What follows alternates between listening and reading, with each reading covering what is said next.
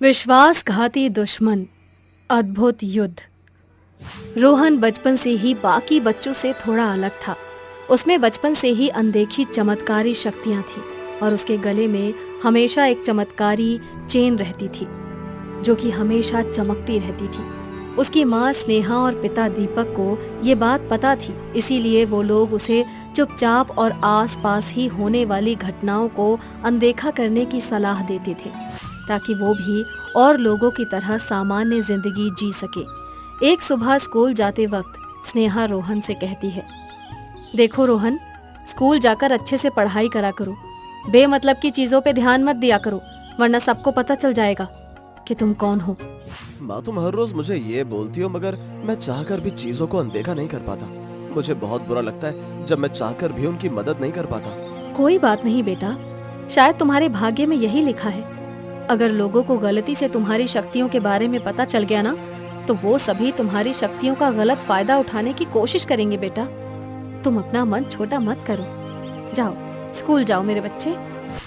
Rohan school चला जाता है, लेकिन भाग्य को शायद कुछ और ही मंजूर था। स्कूल के बाद उस दिन जब रोहन स्कूल से लौट रहा था, तब अचानक एक कार बेकाबू होकर एक लड़के गोपाल, जो कि रोहन का बहुत अच्छा दोस्त था, उसे मारने ही वाली होती है कि रोहन उसे जाकर बचा लेता है। और ये सब देखकर गोपाल को अपनी आंखों पर यकीन ही नहीं होता। गोपाल, तुम ठीक तो हो ना?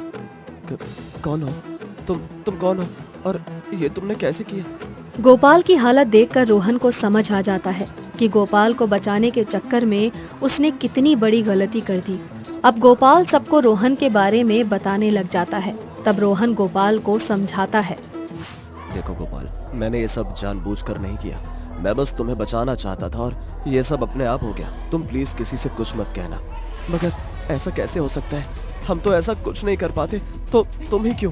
क्योंकि भगवान ने मुझे लोगों की मदद करने के लिए ही धरती पर भेजा है और मैं चाहता हूँ कि तुम भी मेरा इसमें साथ दो और किसी से ये सब मत बोलना। ठीक है।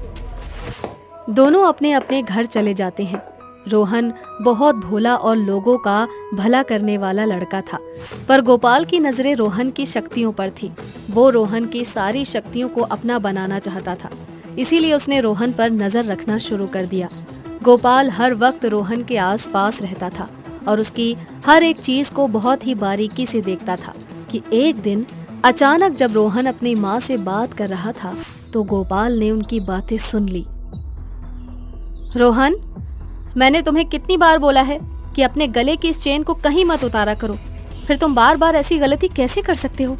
पता है ना तुम्हें कि अगर ये जादुई चेन किसी के हाथ लग गई तो तुम्हारी सारी शक्तियाँ उस इंसान की हो जाएंगी और हम कुछ नहीं कर पाएंगे बेटा। मगर माँ, आप ये क्यों भूल जाती हैं कि जब तक मैं खुद इस जादुई चैन को किसी को न दे दूं, तब तक ये उसके लिए बस एक चैन ही रहेगी। कुछ भी हो चाहे, तुम अपना और इसका ध्यान रखा करो बस। ठीक है। स्नेहा और रोहन की बातें सुनकर गोपाल की खुशी का ठिकाना ही नहीं रहता। गोपाल अपनी चालाकी से रोहन से वो जादुई चेन ले लेता है। रोहन, तुम आज स्कूल नहीं जा रहे क्या? जा रहा हूँ, क्यों? अरे आज स्पोर्ट्स के सर ने सुबह ही ग्रुप में मैसेज किया था कि सभी आज लंबी दौड़ पर चलेंगे, तो सभी को स्कूल यूनिफॉर्म की जगह स्पोर्ट्स वाली ड्रेस पहन कर आना है। अरे यार, मैंने तो देखा ही नहीं कोई मैसेज। अच्छा हुआ तुमने बता दिया। रुको, मैं अभी चेंज करके आता हूँ। चलो मैं भी तुम्हारे साथ चलता हूँ, इसी बहाने तुम्हारा घर भी देख लूंगा। ठीक है, चलो।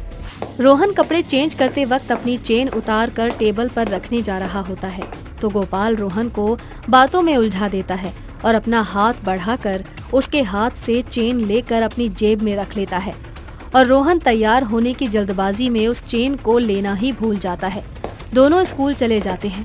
स्कूल के बाद शाम को जब रोहन नहा रहा होता है, तब उसे याद आता है कि उसकी वो जादुई चेन उसके गले में ही नहीं है और वो परेशान होकर उसे यहाँ वहाँ ढूंढने लगता है और स्नेहा से बोलता है, माँ जल्दी बाहर आओ, मेरी चैन नहीं मिल रही है।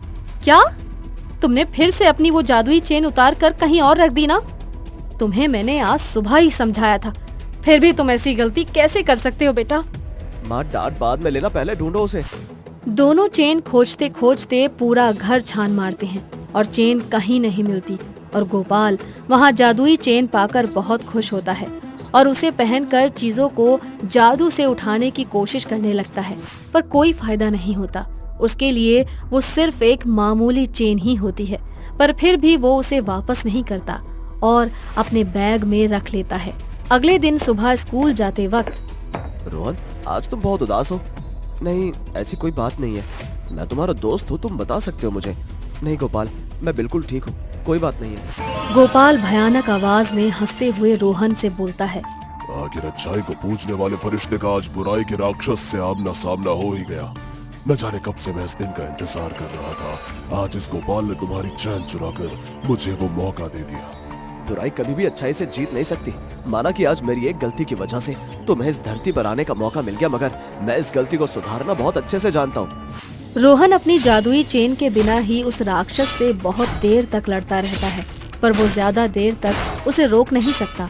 उसे खत्म करने के लिए रोहन को अपनी जादुई चेन की जरूरत थी। तभी उसकी नजर गोपाल के बैग पर पड़ती है, जो राक्षस के वश में आ जाने से गोपाल ने फेंक दिया था, और बैग खुलकर उसका सारा सामान फैल गया था। उन सामान में रोहन की जादुई चेन भी चमक रही थी।